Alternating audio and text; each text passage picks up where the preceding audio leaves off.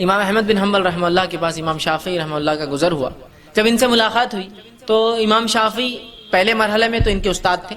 امام احمد جو تھے یہ جب سیکھ رہے تھے تو اس دور میں امام شافعی سے انہوں نے فن حدیث سیکھا، علم سیکھا حدیث کا. لیکن اس کے بعد جب دوسرا زمانہ آیا، مطلب جب امام شافعی چلے گئے ان کو سکھا کے، جب امام احمد بڑے ہو گئے کافی، تو اس کے بعد امام شافعی پھر ان کے پاس آیا اور کہا کہ اب میں تمہاری شاگردگی اختیار کرتا ہوں. اس لیے کہ امام احمد بن حنبل اصول حدیث میں بہت چوٹی اور مہارت تک پہنچ گئے تھے، تو جس کی بنیاد پر امام شافعی بعد میں آ کر ان سے پھر فن حدیث سیکھا. مطلب پہلے دور میں یہ ان کے استاد ہے اور دوسرے دور میں یہ ان کے استاد ہے. مطلب فرسٹ انسٹنس میں جس شاگرد نے اپنے استاد سے سیکھا، شاگرد اتنا آگے چلے گا علم میں کہ پھر استاد اگلی کلاس میں جو ایڈمیشن لیا تو پھر شاگرد سے سیکھنا پڑا اس کو. تو یہ بعد میں آ کر اپنے شاگرد سے استادی اور کہا کہ اب تم مجھ سے آگے جا چکے ہو فن حدیث میں، لہٰذا میں تم سے علم سیکھوں گا. اور چونکہ انہوں نے کافی محنت حدیث پر کی اور اپنا جو ہے مسند احمد جو تالیف جو لکھی، جو کہ حدیث کے مجموعے میں سب سے بڑا مجموعہ حدیث کا، جس میں منفرد 30,000 حدیثیں آپ نے جمع کی.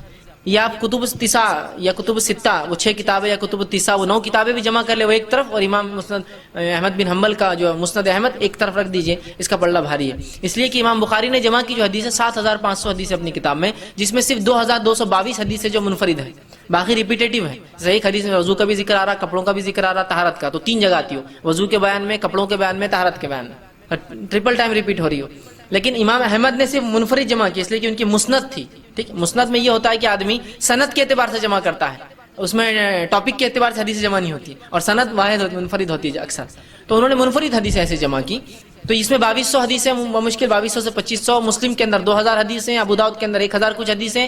تو یہ پورا مجموعہ بھی ایک طرف جمع کر لے حدیث کا، اور صرف مسند احمد ایک طرف رکھ دے تو 30,000 منفرد حدیثیں، اس میں 30,000 منفرد حدیثیں، اور کم و بیش تقریباً حدیثیں صحیح اور حسن کے درجے تک جاتی ہے. اتنی اچھی روایت. تو امام شافعی ان کے پاس آئے، اس استاد شاگرد نے اپنے استاد کو ویلکم کیا، ٹھیک ہے، کھلایا پلایا خوب اچھے سے. رات میں اپنے بیٹی سے کہا کہ رات میں پانی گرم رکھنا. استاد جو ہے رات میں جب تو اٹھیں گے تو ہو سکتا تہجد کے لیے پانی ٹھنڈا ہو تو اس سے مسئلہ ہو، تو کہا کہ پانی کو جو ہے گرم کر کے رکھنا. اب جب گھر میں کوئی مہمان آتے تو بچوں میں بڑا وہ رہتا، کیا کر رہے، کہاں کھا رہے، کیا پی رہے، کیا بیٹھ رہے. بچے بہت دیکھتے رہتے مہمان کیا کر رہا، اور اگر والدین عزت کر رہے اس مہمان کی تو ان کے لیے مہمان نمونہ آئیڈیل بن جاتا ہے، تو اور دیکھتے ہیں اس کو. تو ان کی بیٹی جو تھی امام احمد کی، وہ رات بھر جاگتی رہی کہ امام شافعی اب کیا کیا کرتے، خاص استاد ہے نا میرے والد کے، کیا کیا عبادتیں کرتے خاص. مطلب بچوں کو بھی یہ معلوم تھا کہ رات کی عبادت کرتے ہیں تو کچھ خاص ہے، ورنہ فرائض تو ٹھیک ہے وہ تو سب کرتے ہیں. اب رات بھر بچی دیکھتی رہی. امام شافعی جو ایک کروٹ سوئے سیدھی، تو سیدھا فجر کی اذان پر اٹھے. جب فجر کی اذان پر اٹھے تو امام احمد بھی نماز کے لیے جانے لگے. تو بچی نے ان کی مزیحتاً ہنستے ہنستے والد کو اسے تنگ کرنے کے لیے کہا، پانی زیادہ ٹھنڈا ہو گیا تھا رات میں، پانی شاید زیادہ ٹھنڈا ہو گیا تھا. مطلب امام صاحب کو آپ نے کہا پانی گرم رکھو، پوری رات میں پانی گرم کر کے رکھی. امام صاحب نے اٹھ کے وضو نہیں کیا تو مذاق کے طور پر اپنے والد سے کہا پانی شاید بہت ٹھنڈا ہو گیا تھا رات میں. تو امام احمد سمجھ گئے کہ مطلب امام شافعی نے وضو نہیں کیا اور نماز نہیں پڑھی تہجد. تو بچی کو خاموش بٹھا کر چلے گئے. فجر کے بعد آئے تو رہا نہیں گئے، کیونکہ فرائض ان کے پاس اصل نہیں تھے، وہ تہجد سے نوافل کے اہتمام سے انسان کو پرکھتے تھے. تو پوچھ ہی لیا، کہا کہ کچھ مسئلہ تھا استاد، کیا بات ہے آپ نے تہجد نہیں پڑھی؟ حالانکہ تہجد فرض نہیں ہوتی لیکن پھر بھی متقی پرہیزگار لوگوں کی علامت ہے. تو کہا آپ نے تہجد نہیں پڑھی، کوئی مسئلہ تھا یا مجھ سے کوئی کوتاہی ہوئی، پانی کیا ہوا؟ اس لیے کہ بچی نے وہ جو مذاق کیا ان کو جواب دینا تھا اس کا. تو کہا نہیں ویسا نہیں تھا، جب میں رات میں تمہارے پاس کھانے کو بیٹھا تو میں مطمئن تھا کہ تمہارا کھانا حلال ہوگا، تو لہٰذا میں عام اعتبار سے جتنا کھاتا ہوں اس سے زیادہ کھا لیا، کہ تو میں مطمئن تھا کہ امام احمد بن حنبل کا رزق حلال ہوگا. جب میں جا کر بستر پر لیٹا اور ایک کروٹ لیٹ گیا تو میرے ذہن میں ایک حدیث آ گئی، ایک روایت آ گئی آپ صلی اللہ علیہ وسلم کی، کہ وہ جو بدو آیا تھا، ایک اعرابی آیا اور مسجد نبوی میں داخل ہوا اور صحابہ بیٹھے تھے، جا کر پیشاب کر دیا. تو وہ میرے ذہن میں وہ بات آ گئی، وہ حدیث آ گئی، اور اس حدیث پہ میں غور کرتا رہا اور کچھ فقہی مسائل نکالتا رہا کہ اس سے کیا کیا باتیں اخذ ہو سکتی ہے، کیا کیا باتیں استنباط کر سکتے ہیں، نکال کر ہم بتا سکتے ہیں امت کو کہ یہ مسائل میں یہ کام ہو سکتا ہے. تو وہ مسئلے میرے ذہن میں آنے لگے. تو میں جب لیٹ گیا کروٹ تو وہی حدیث میرے ذہن میں گھومتی رہی اور میں اس کو سوچتا رہا، اور اس ایک حدیث سے میں نے 70 مسائل رات بھر میں نکال لی. مطلب میرا ذہن اسی پہ چلتا رہا کہ کیا کیا نکل سکتا ہے، کہ پیشاب کسی کو تیز آئے تو نماز پڑھ سکتا ہے، اس لیے کہ وہ تیز آیا تھا، نماز پڑھی اور پھر پیشاب کر دیا. تو پتہ چلا کہ وضو تھا تو اس نے سوچا ہوگا میں واقعی رکھتا ہوں. اسی طرح پتہ چلا کہ کوئی پیشاب کر دے تو اسے روکنا نہیں چاہیے ورنہ روکنے سے ہو سکتا ہے اس کو تکلیف. اسی طرح پتہ چلا کہ اسے روکا جاتا تو وہ بھاگتا تو پیشاب اور پھیل جاتا. تو غلاظت کم جگہ میں ہو رہی تو اس کو ہونے دیا جائے، بعد میں اس کو ہٹایا جائے، بعد میں پانی ڈالا جائے. ایسے مسائل نکالتے رہے ہو. ٹھیک، اسی لیے فقہا کا شریعت نے بڑا مقام یاد رکھی، لیکن وہ مقام بھی نہیں کہ نبی سے آگے چل جائیں گے فقہا. ٹھیک، ٹھیک ہے، لیکن ان کا مقام اس لیے کہ وہ ہم کو اخذ کر کے مسائل بتاتے ہیں، لا کر رکھتے ہیں. تو امام شافعی 70 مسائل نکالے اس اور کہا بس وہ اس میں ذہن لگا رہا، تھوڑی نیند لگی اور فجر کی اذان ہو گئی. آپ سمجھ رہے بات کو؟ تو یہاں اس واقعے میں پتہ چل رہا ہے کہ ان کے پاس اصل چیز کیا تھی؟ تقوی کی علامتیں. 5 وقت فرض نماز اور مؤکدہ نہیں، رات میں پڑھتا ہے کہ نہیں پڑھتا ہے آدمی.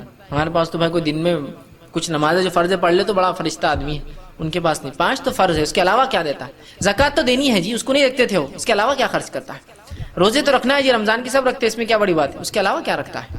یہ ان کے پاس تقوی اور ایمان کی علامتیں اور پیمانے تھے یاد رکھی. بہرحال تو رات میں نبی اکرم صلی اللہ علیہ وسلم اٹھتے ہیں. تو جب رات میں آپ تہجد کے لیے اٹھیں تو اس کے لیے آپ صلی اللہ علیہ وسلم جب اٹھتے تہجد کے لیے تو آسمان کی صحیح بخاری کی روایت عبداللہ ابن عباس رضی اللہ عنہ فرماتے ہیں کہ میری خالہ میمونہ آپ صلی اللہ علیہ وسلم کی یہ بیوی تھی، ہماری امہات میں سے. ان کے پاس میں نے ایک بار کہا کہ میں آپ کے ساتھ سوؤں گا تاکہ نبی اکرم صلی اللہ علیہ وسلم کیا کرتے ہیں وہ بھی دیکھ لوں. تو جب میں رات میں سویا تھا تو آپ صلی اللہ علیہ وسلم رات کے تیسرے پہر، اس سے پہلے یا اس کے بعد کبھی تو بھی اٹھے، وہ بچے تھے لیکن ایگزیکٹ یاد نہیں، لیکن کبھی تو فجر سے پہلے کا وقت تھا جس کو ہم سحر کا وقت کہہ سکتے ہیں. اٹھے، اٹھ کر آپ نے آنکھوں کو ملا تاکہ نیند کو بھگا دے. اس کے بعد آپ باہر نکلے حجرے سے، آسمان کی طرف دیکھا اور سورہ آل عمران کی آخری 10 آیتیں تلاوت کی. اس کے بعد آپ نے وضو کیا، بڑے اچھے سے مشکی سے نکالی، پانی لیا اس میں سے اور بہت اچھے سے وضو کیا. وضو کر کے آپ کھڑے ہو گئے. تو اس روایت میں پتہ چلا آپ صلی اللہ علیہ وسلم رات تہجد کو اٹھتے تو آنکھ ملتے، تو نیند میں سے آپ اٹھے تو آنکھ ملے، اٹھ کر جاتے آسمان کی طرف دیکھ کر آخری 10 آیتیں پڑھتے اور اس کے بعد جو ہے آ کر وضو کرتے اور نماز پڑھتے. پھر وہ کہتے ہیں کہ جب آپ صلی اللہ علیہ وسلم نماز کو کھڑے ہوئے تو میں بھی وضو کر کے آیا اور آ کر رسول اکرم صلی اللہ علیہ وسلم کے الٹے طرف کھڑا ہو گیا. الٹے طرف، چھوٹے تھے پتہ نہیں ان کو، بچے تھے، آگے کھڑے ہو کے دیکھا آپ پڑھ رہے. تو رسول اکرم صلی اللہ علیہ وسلم نے اپنے سیدھے ہاتھ سے مجھے پکڑا اور اپنے سیدھے طرف لیا، چونکہ امام کے سیدھے طرف مقتدی ہوں اگر اکیلا ہے تو، الٹے نہیں. تو پتہ چلا نماز میں یہ چونکہ ضروری حرکت تھی اس لیے کہ وہ نماز غلط، ورنہ لوگ آگے ادھر کھڑے ہو جاتے پھر سمجھتے یہ امام ہے. تو آپ نے پکڑا اور ادھر لیا. تو اس سے پتہ چلا امام نماز میں بھی مقتدی کی اصلاح کر سکتا ہے اگر ضروری ہو اس طرح کی غلطی. دوسرا پتہ چلا نفل نماز جماعت سے ہو سکتی ہے. بہت سے لوگ پوچھتے ہیں نفل نماز جماعت سے ہوتی ہے کیا؟ تو یہ رات کی نماز آپ سے پڑھے تھے، عبداللہ بن عباس آ کے جماعت بنا لی، پیچھے سے آئے خاموشی سے کھڑے ہو گئے. پھر وہ کہتے ہیں میں کھڑا رہا. آپ صلی اللہ علیہ وسلم اتنی لمبی نماز پڑھی کہ سورہ بقرہ پڑھ لی، سورہ آل عمران پڑھ لی، تو میں خاموشی سے نکلا جا کے سو گیا. پھر کھڑے بھی ہوا، لگا کہ میں پڑھ لوں گا، اتنا لمبا پڑھا کہ میں وہاں سے نکلا اور جا کے پھر سو گیا. جب فجر ہوئی تو آپ نے مجھے جگایا اور جگا کر میرا کان پکڑا اور کہا کہ عبداللہ ایسا کرتے کہ پہلے تو نماز کو آئے، کھڑے ہوئے اور پھر چلے بھی گئے بیچ میں سے توڑ کے، مسکراتے، مطلب صرف ہنسی کے لیے، یہ نہیں کہ ان کو سزا دی، مسکراتے ہوئے کان پکڑا اور کہا کہ ایسا کرتے نماز میں، مطلب آئے تم پہلے کھڑے ہوئے، غلط کھڑے ہو گئے، پھر ادھر سے آئے اور پھر جا کے سو گئے اور میں پھر سو گیا. تو اس میں دیکھیے کتنی باتیں پتہ چلی کہ ایک تو آپ اٹھ کر رات میں تہجد پڑھتے اور آسمان کی طرف، تو آپ تہجد کو اٹھتے ہیں تو آسمان کی طرف دیکھ کر آپ یہ پڑھ سکتے ہیں. اس طرح کی آسمان نہ دیکھ سکے، ایسا خواتین گھر سے باہر نہیں نکل سکتی تو بہرحال آپ وہیں پڑھ لے ویسا، لیکن یہ سنت ہے آپ پڑھنا اور اس کے بعد پھر آپ تہجد کو کھڑے ہوتے تھے. ٹھیک. تو یہ اس طرح سے جو ہم اگر اٹھتے ہیں تو کریں. اسی طرح اگر آپ صبح اٹھتے ہیں، سمجھ لیجیے کسی نے ایک سوال کیا تھا، رات کے آخری حصے تہجد میں جو بھی دعا مانگی جائے وہ قبول ہوتی ہے. تہجد کی نماز پڑھ کر ہی دعا مانگی جائے تو ہی وہ قبول ہوتی ہے، یا اگر اس وقت ہماری نیند بیدار ہو جائے مگر نماز پڑھنے کے بجائے اپنی جگہ پر لیٹے ہوئے یا بیٹھے ہوئے ہی بغیر وضو کے دعا کی جائے تو کیا وہ دعا قبول ہوتی ہے؟ دیکھیے سب سے پہلی چیز آگے انہوں نے پھر لکھا تہجد کی نماز پڑھنے کا بہترین وقت کون سا ہے؟ رات کے 3 بجے سے آخر حصہ رات کا شروع ہوتا ہے. تو کس وقت پڑھنا زیادہ بہتر ہے؟ اگر ہم اپنے بیڈ پر جا نماز بچھا کر نماز پڑھیں تو کیا ایسا پڑھ سکتے ہیں؟ دیکھیے سب سے پہلی چیز تو یہ کہ جو رات کے تیسرے آخری پہر میں جو فضیلت ہے، جو صحیح مسلم کی روایت ہے، عموماً ہم رمضان میں سنتے ہیں لیکن یہ سال بھر کے لیے. حدیث کیا ہے؟ آپ سے فرماتے ہیں رات کے آخری پہر میں، آخری حصے میں اللہ رب العزت پہلے آسمان میں، آسمانی دنیا پر آ جاتا ہے اور ایک ندا، ایک آواز لگاتا ہے، کوئی مغفرت کا طلب کرنے والا، میں مغفرت دینے بیٹھا ہوں. اللہ اس کو حکم دیتا ہے. پھر ایک آواز آتی ہے کوئی مانگنے والا مجھ سے، میں دینے کے لیے بیٹھا ہوں. ہر روز، رمضان میں خاص نہیں، ہر روز رات کے آخری پہر میں اللہ رب العزت دنیاوی آسمان پہ آ جاتا ہے. کیسے کیا واللہ عالم، بس آ جاتا ہے بس. اور ایک آواز لگاتا ہے، اللہ حکم دیتا ہے لگاؤ آواز، ہے کوئی مانگنے والا، میں دینے بیٹھا ہوں، ہے کوئی مغفرت طلب کرنے والا، میں مغفرت دینے بیٹھا ہوں اس وقت. ٹھیک ہے. اب نبی اکرم صلی اللہ علیہ وسلم اس وقت کا فائدہ کیسا اٹھا وہ دیکھنا پڑے گا ہم کو. طریقہ مانگنے کا، آپ صلی اللہ علیہ وسلم نماز پڑھتے تھے. اب یہ الگ بات ہے کہ آپ رات میں اٹھ جائیں، چونکہ جو کاغذ پر آتے میں خواتین کے سوال سمجھتا ہوں تو ان کے حساب جواب دیتا ہوں. اگر آپ رات میں اٹھ جائے اور آپ کی حالت ایسی نہ ہو کہ آپ نماز پڑھ سکتی ہو فرض، یا کوئی بھی نماز پڑھنے کی حالت نہ ہو، تب میں کہہ سکتا ہوں پھر آپ دعا کر لیں، اس رات کے وہ حصے کا فائدہ اٹھا لیں. دعا کی شکل میں. لیکن اگر آپ عام حالت میں جب آپ پاک ہوتے ہیں تو پھر تو آپ کو نماز پڑھنا ہے، اس لیے کہ آپ صلی اللہ علیہ وسلم دعا کی اور نماز پڑھ کر کی. تو ہم نماز پڑھیں گے، اس لیے کہ عبادت کے بعد اگر نماز یا کوئی کام کیا دعا کرے تو یہ بہت اچھا موقع ہوتا ہے اور ایک وہ وسیلہ بن جاتا ہے وہ عبادت آپ کی دعا کے لیے. یاد رکھیے. تو آپ تہجد پڑھیے، اس لیے کہ اٹھ کر نماز پڑھنے میں جو مشقت ہے اس مشقت کا بدلہ بھی اللہ دیتا ہے. تو اٹھ کر نماز پڑھیے، اس نماز کے پڑھنے کے بعد آپ دعا کیجیے، یہ زیادہ بہتر اور افضل اور یہی طریقہ نبی اکرم صلی اللہ علیہ وسلم ملتا ہے. سوائے اس کے کہ آپ ایسی حالت میں نہ ہو نماز پڑھنے کی تو آپ رات میں اٹھ جائیں، نیند میں ہو تو دعا کر لیں، اس لیے آخری پہر ہے. لیکن اصل طریقہ تو یہی کہ تہجد پڑھیں. کون سا وقت بہتر ہے؟ تو تہجد کا سب سے افضل وقت آخری حصہ ہے رات کا، شروع ہوتا ہے عشاء کے بعد سے، آخری جو پہر آخری حصہ ہوتا ہے وہ. تو رات میں بہرحال یہ مختلف علاقوں میں مختلف راتیں کا ڈیوریشن ہوتا ہے تو وقت بدل جائیں گا. جیسے ہمارے پاس اورنگ آباد کے اندر فجر کا وقت جو ہے تقریباً 4:15 یا 20 منٹ سے شروع ہوتا ہے. بمبئی میں 4:40 سے ہو رہا ہوں ان دنوں میں، یا 4:20 یا 4:25 سے شروع ہوتا ہے. تو اس کے اعتبار سے 4:25 سے پہلے آپ کو تہجد پڑھنا پڑ جاتا ہے. بہت سے لوگ سمجھتے ہیں جب تک فجر کی اذان نہیں ہوتی تب تک وقت رہتا ہے تہجد کا اور سحر کا. ہمارے پاس فجر کی اذان، فجر کے وقت سے آدھا گھنٹہ پون گھنٹہ کہ وطر کے تعلق سے وطر کب پڑھے، وطر کتنی رکعت پڑھے، وطر کا طریقہ کیا ہے، قنوت نازلہ کب پڑھنی چاہیے، قنوت کا طریقہ کیا ہے، کیا قنوت کے بغیر نماز ہوتی یا نہیں ہوتی، وطر کو سونا کیا ضروری ہے یا بغیر سوئی کے وطر ہو جاتی. مطلب تہجد کے بعد چونکہ وطر پڑھتے ہیں، تہجد کے تعلق سے بہت سارے سوالات تھے کہ تہجد کے لیے سونا کیا ضروری اور فرض ہے. اور بہرحال کیا جس میں بہت زیادہ لوگوں کے سوالات تھے. تو انشاءاللہ عزیز ان سوالات کو ہم نے سب کو جمع کیا اور آج انشاءاللہ عزیز ہم آپ کے سامنے میں آپ کے سامنے وطر کے تعلق سے اور تہجد کے تعلق سے کچھ باتیں رکھوں گا. ہم پہلے وطر دیکھیں گے پھر تہجد. اس کی وجہ یہ ہے حالانکہ وطر کوئی ضروری نہیں کہ عشاء کی بات پڑھی جائے، یہ کبھی بھی پڑھی جا سکتی ہے عشاء سے لے کر فجر تک. لیکن عموماً ہم دیکھتے ہیں ہمارے علاقوں میں، ہندوستان، پاکستان، بنگلہ دیش میں لوگ وطر عشاء کے بعد پڑھتے ہیں. تو میں پہلے وطر کی مسائل رکھ دیتا ہوں چونکہ اس کو عموماً لوگ پڑھتے ہیں، اور اس کے بعد انشاءاللہ کچھ باتیں تہجد کے تعلق سے آپ کے سامنے رکھ دوں گا تاکہ وہ باتیں بھی ہمارے سامنے انشاءاللہ عزیز آ جائیں. ٹھیک. تو آئیے ہم سب سے پہلے وطر کی نماز کی فضیلت دیکھتے ہیں کہ وطر کی نماز کی کیا فضیلت ہے. وطر ویسے کہتے ہیں آڈ کو، مطلب کسی چیز کو جو ایون ہو، جس کو کہ جفت ہو، اس کو طاق کر دینا، مطلب ایون کو آڈ کر دینا.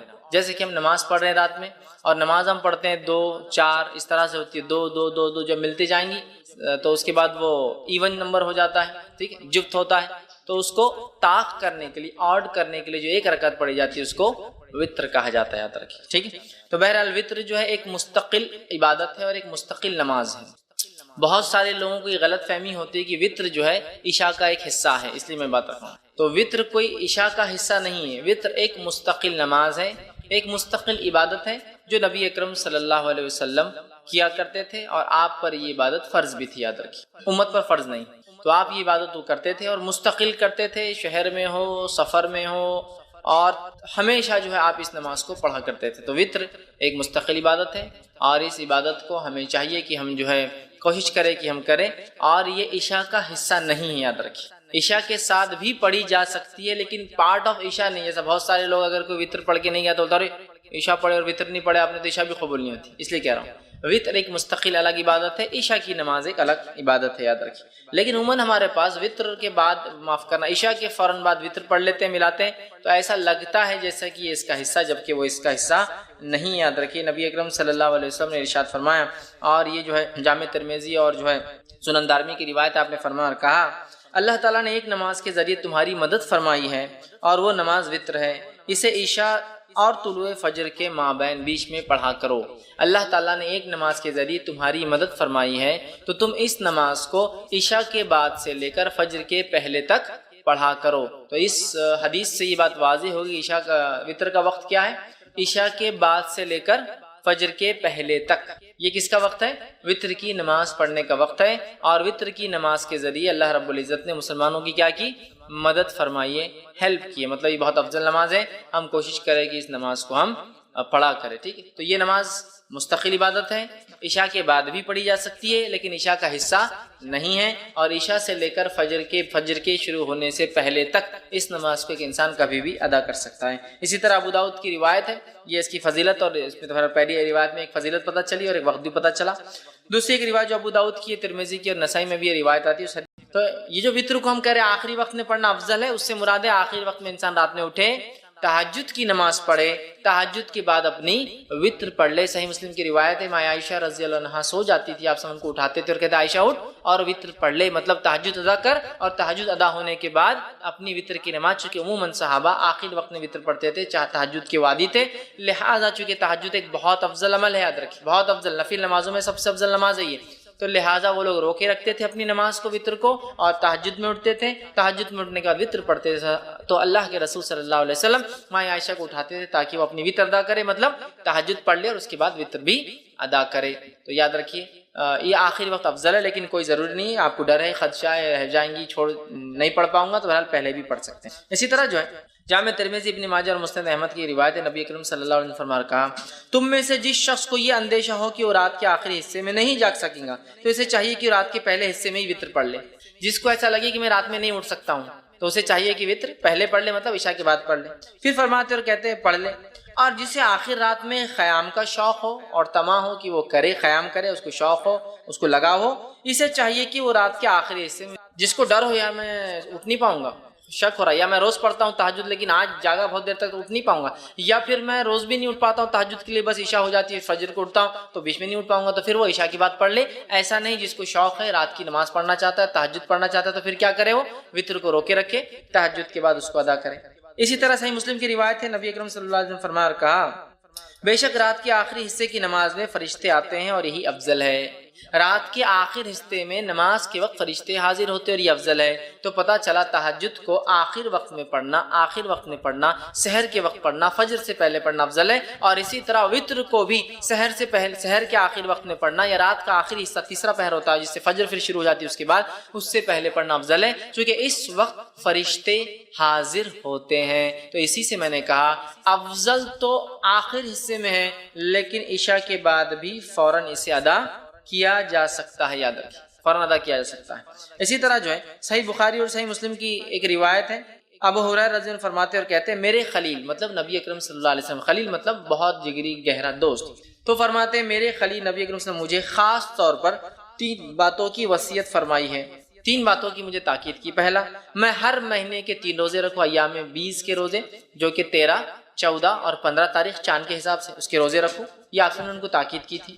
چاند کی جو ہے 13، 14 اور 15 تاریخ کو میں روزے رکھوں۔ اسی طرح آپ نے فرمایا کہا صلاۃ الضحیٰ یعنی چاشت کی 2 رکعتیں نماز پڑھوں۔ اسی طرح فرماتے اور کہا یہ کہ سونے سے پہلے میں وطر پڑھ لیا کروں، مطلب سونے سے پہلے پڑھ لیا کروں، مطلب انسان سونے سے پہلے وطر پڑھ سکتا ہے، اور ہم جانتے ہیں وطر نماز رات کی آخری نماز ہوتی ہے اور تہجد کے بعد ہوتی ہے، تو لہٰذا کوئی انسان بغیر جاگے بغیر سوئے بھی تہجد پڑھ سکتا ہے۔ یہ جواب ہے، بہت سے لوگ بولتے ہیں نا تہجد کے لیے سونا ضروری ہے، افضل ہے سو کر اٹھ کر پڑھنا، اس لیے کہ اٹھنا، مشقت کرنا، وضو کرنا، ٹھنڈا اور گرم پانی کا مسئلہ ہوتا ہے رات میں، پھر بھی کرنا یہ افضل ہے، لیکن ضروری نہیں ہے، یاد رکھیں۔ بہت سے لوگ بولتے ہیں تم تو سوئی نہیں تو تہجد کیسے پڑھیں گے، آپ نے کیا فرما رہے ابو ہریرہ رضی اللہ عنہ کو کہ سونے سے پہلے وطر پڑھ لینا، مطلب اگر تم سونے کا ڈر ہو کہ صبح نہیں اٹھ پاؤں گے تو وطر پڑھ کر سونا، اور صحابہ ظاہر سی بات ہے تہجد کی بھی عادت ہے، یہ تو کوئی جلدی بھی پڑھ سکتا ہے تہجد، یاد رکھیے، یا پھر بغیر سوئے کی بھی رات بھر جاگ لیا کسی کاز کی کسی وجہ سے، ریزن کی وجہ سے، تو پھر میں تہجد پڑھ کر سو سکتا ہوں، ٹھیک ہے۔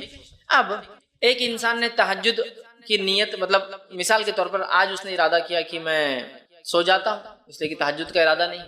اب اگر رات کے آخر حصے میں نیند جاگ گئی، سمجھ لیجئے رمضان کے مہینے میں عموماً ہم لوگ وطر کا بھی اہتمام تہجد کا بھی کرتے ہیں، اب یہ سوچا کہ رات میں تو وطر پڑھ لی اور سو گئے، اب تہجد میں اٹھا تو وطر تو آخری نماز ہونا چاہیے رات کی، وطر نماز آخری ہونا چاہیے رات کی، اب میں کیا کروں، کیا میں ڈبل وطر پڑھوں رات میں اٹھ کے، مطلب میں نے وطر پڑھا اور سو گئے، بہت سے لوگ سوال کرتے ہیں ہم وطر پڑھ کے سو جاتے ہیں پھر کیا کریں، تو وطر پڑھ کر اگر آپ سو گئے ہیں اور رات میں نیند ہوشیار ہو جائے اور تہجد پڑھنا چاہے تو آپ صرف تہجد پڑھیں گے، وطر کو آپ ڈبل نہیں پڑھیں گے، اس لیے کہ ایک رات میں 2 وطر نہیں ہو سکتی ہے۔ اس تعلق سے آپ کی حدیث ابو داؤد جامع ترمذی اور نسائی کی جو ہے سنن نسائی کی روایت ہے، آپ نے فرمایا کہا ایک رات میں 2 وطر نہیں ہوتی۔ دوسری کی روایت میں فرمایا جو کہ بخاری کی حدیث فرمایا رات کی اپنی آخری نماز وطر کو بناؤ، وطر کو رات کی آخری نماز بناؤ، مطلب وطر تہجد کے بعد پڑھی جانا چاہیے، لیکن اگر کوئی شخص اس ڈر سے وطر پڑھ کر سو جائے کہ میں صبح شاید نہیں اٹھ پاؤں گا اور سو جائے اور پھر نیند ہوشیار ہو جائے تہجد کے وقت، تو اسے وطر کو نہیں پڑھنا ہے، صرف تہجد پڑھنا ہے۔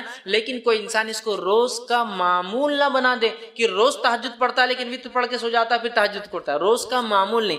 اگر میں روز اٹھ کر تہجد پڑھنے کا عادی ہوں تو پھر میں وطر کو اپنی آخری نماز بناؤں گا۔ یہ غلط فہمی جو ہوتی ہے ہندوستان پاکستان میں یہ بھی ہے کہ اس کو عشاء کا حصہ سمجھتے ہیں تو عشاء کے بعد پڑھ کے سو جاتے ہیں، پھر تہجد میں اٹھتے ہیں، تہجد پڑھ کے پھر اس میں ایک وتر پڑھتے ہیں، کیونکہ حدیث میں نا 11 رکعتیں پڑھتے تھے تو پھر کیا کرتے، پھر سے ایک وتر پڑھتے، تو ایک رات میں 2 وتر نہیں ہوتی، وتر کو آخری نماز بنانا ہے۔ تو جس کو ڈر ہے کہ صبح نہیں اٹھ پائیں گا اور وہ پڑھ کر سو جائے اور اٹھ جائے کبھی کبھار تو وہ تہجد پڑھ لے سکتا ہے، لیکن روز جو تہجد پڑھتا ہے وہ شخص جو اپنے وتر کو روکے رکھیں گا، پھر رات میں اٹھیں گا، تہجد ادا کریں گا، تہجد کی ادا کرنے کے بعد پھر وہ اپنی وتر کی نماز کو ادا کریں گا۔ اس بات کو ہم یاد رکھیں، چونکہ اسے آخری نماز بنانا چاہیے، اور اگر کوئی سو جائے پڑھ کر اٹھ جائے تو پھر وتر دہرانے کی ضرورت نہیں ہے، صرف وہ تہجد کی نماز پڑھ لے۔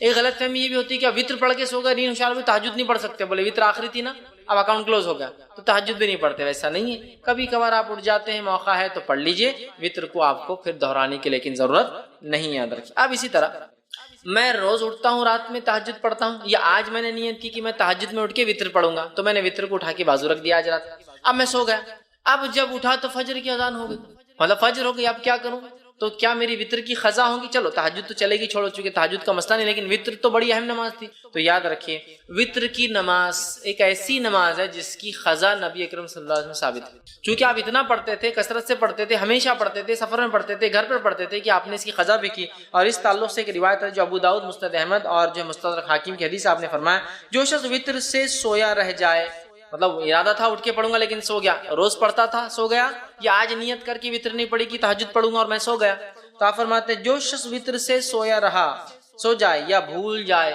اب یاد ہی نہیں رہی آج وتر پڑھا نہیں پڑھا، مطلب جاگتا تو رہا لیکن بھول گیا، بھول جائے تو وہ انہیں صبح کے وقت یا پھر جب یاد آ جائے پڑھ لے، تو پھر وہ شخص اسے صبح کے وقت اور جب یاد آ جائے، حالانکہ وتر کب پڑھنا ہے؟ صبح سے پہلے، فجر سے صبح چالو ہو جاتی ہے، فجر سے پہلے پڑھنا ہے، لیکن جو شخص سویا رہا یا بھول گیا وہ کیا کرے؟ وتر کو صبح پڑھ لے یا جب یاد آ جائے جب پڑھ لے۔ اس سے پتہ چلا وتر کی نماز کی قضا ہو سکتی ہے، لیکن روز کا معمول نہیں ہو سکتا ہے، جیسے روز فجر چھوٹتی تو اسی قضا کرتے، وتر روز چھوڑ کے نہیں ہو سکتا ہے، لیکن اگر چھوٹ جائے آدمی کی، آج ارادہ کر کے سویا تھا کہ تہجد پڑھوں گا، وتر چھوڑ دیا تھا، تو پھر صبح نیند ہوشیار ہونے کے بعد وتر پڑھ لے، چاہے فجر میں اٹھے وقت ہو تو پڑھ لے، پھر فجر کی نماز پڑھے، یا فجر کا وقت ہے تو پھر فجر پڑھ لے، اور اس کے بعد سورج نکلنے کا اگر نکلنا شروع ہوگا تو انتظار کرے، اور نکلنے کے بعد صبح میں پڑھ لے۔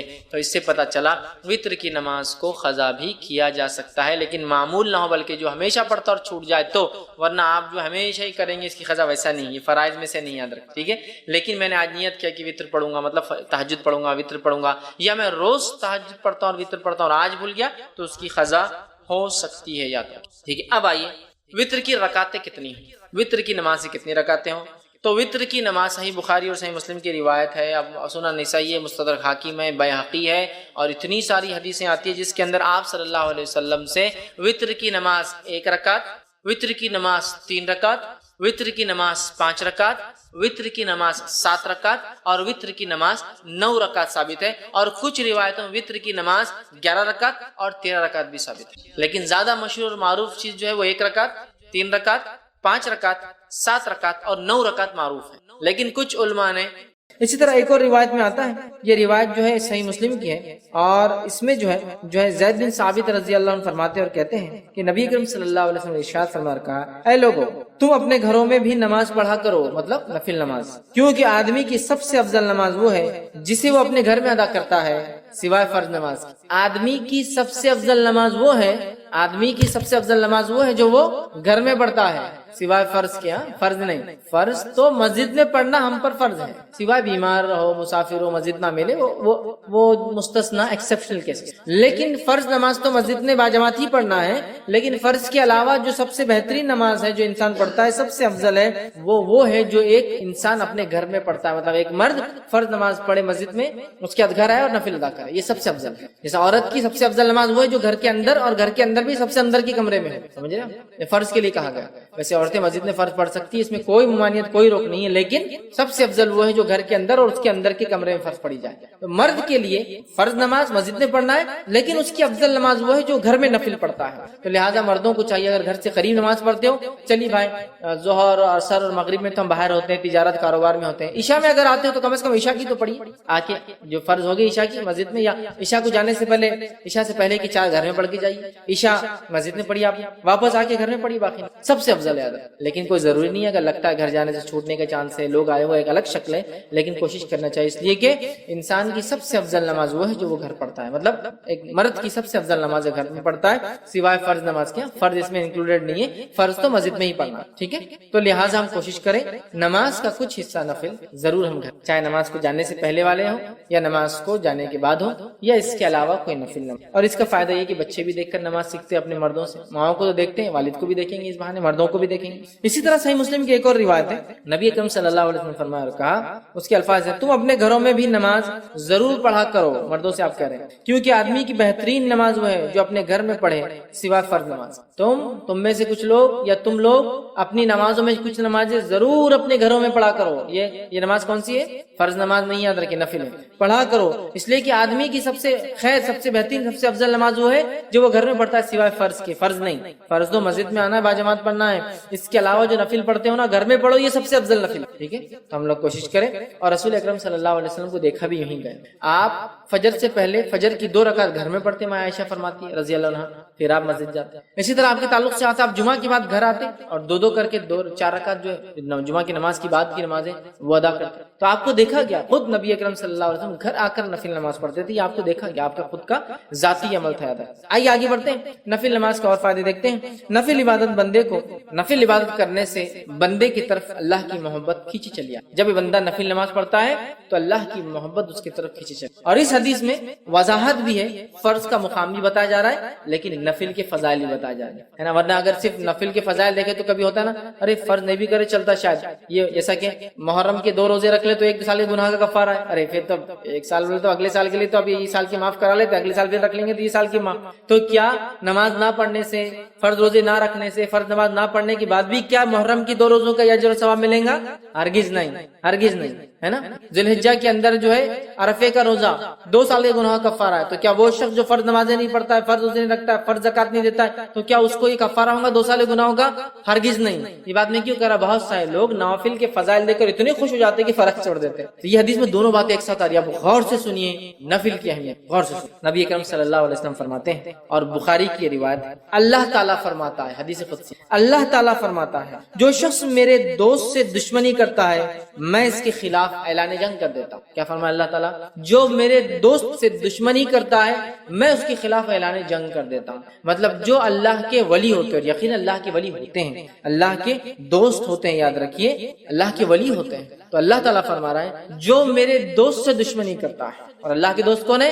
جو تقوی اختیار کرتے ہیں، ایمان والے ہونا پہلی شرط، وہ تقوی اختیار کرتے ہیں اور ہر کام سنت کے مطابق، ٹھیک ہے؟ تو بہرحال ورنہ میں اس لیے کہہ رہا ہوں اللہ کے دوست، ورنہ ہمارے پاس جو سنت کی مخالفت کرتا ہے، نماز کبھی نہیں پڑھتا ہے، تقوی تو ہے ہی دور دور تک، اس کو ولی مانتے ہیں، اس لیے میں وضاحت کر رہا ہوں، ایمان والا جیسا حق ہے، تقوی اختیار کرنے والا انسان اور سنت کے مطابق عمل کر۔ تو بہرحال اللہ تعالیٰ فرما رہا ہے جو میرے دوست سے دشمنی کرتا ہے میں اس سے اعلان جنگ۔ اب اندازہ لگائیں، اللہ کا جو دوست ہوتا ہے اس کو اگر دنیا میں کوئی چھیڑتا ہے یا اس سے دشمنی کوئی کرتا ہے، اللہ تعالیٰ اس کے خلاف اعلان جنگ کر دے۔ کیسے کرتا ہے؟ وہ جس نے دیکھا نتیجے اس کے سمجھ میں آتے ہیں، انبیاؤں کے ساتھ جس نے برا سلوک کیا ان کے نتیجے دیکھ لیجئے، صحابہ کے ساتھ جس نے برا سلوک کیا کیسی کیسی موتیں مرے ان کی زندگی دیکھ لیجئے، سلف صالحین پہ جس نے ظلم کیا ان کی زندگیوں کا مطالعہ کرے، خاص طور سے ان کی موتیں دیکھے، اور اس کے بعد معصوم مسلمانوں پہ جس نے بھی ظلم کیا ان کی زندگی کی حالت دیکھے، آپ کہیں گے واقعی میں اللہ تعالیٰ کیسا بدلہ لیتا ہے۔ چونکہ اللہ تعالیٰ جب دشمنی لیتا ہے اس کے خلاف تو وہ دشمنی واقع میں نبھاتا بھی ہے، سمجھ رہا بات کو،